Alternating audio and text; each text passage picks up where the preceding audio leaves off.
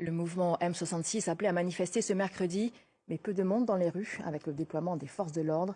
Les dernières mobilisations en juin dernier avaient été réprimées et le pays déplorait 7 morts. Mais cela n'a pas entamé la détermination des opposants au pouvoir. On retrouve notre correspondante régionale, Emmanuel Soudji.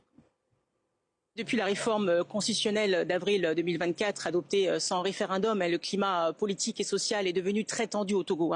Les manifestations publiques sont quasiment interdites depuis 2019, ce qui limite fortement les moyens d'expression des partis politiques et des organisations de la société civile.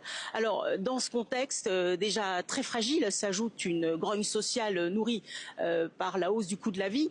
Et c'est dans ce climat qu'un chanteur engagé, Amron, très critique du pouvoir sur les réseaux sociaux, a proposé de manière ironique de célébrer l'anniversaire du président Faure Gnassingbé. C'était le 6 juin dernier. Un geste qui a été perçu comme provocateur. Amron, donc, est devenu la voix d'une partie de la jeunesse togolaise. Il a été arrêté en pleine nuit, il a été torturé, puis interné en hôpital psychiatrique. Et son arrestation a provoqué une vague d'indignation et a donné naissance à un mouvement, un collectif qu'on appelle le M66, donc le mouvement du 6 juin. Et ce groupe est composé de jeunes activistes, de blogueurs, d'artistes très actifs en ligne.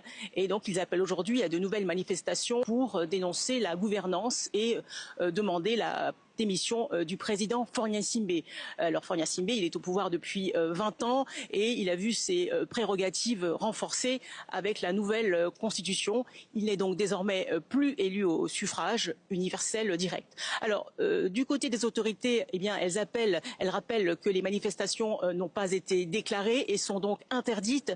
Et selon les chiffres officiels, 5 personnes seraient mortes depuis le début de la contestation. Les organisations de la société civile, elles, parlent de 7 morts et d'au moins 24 arrestations.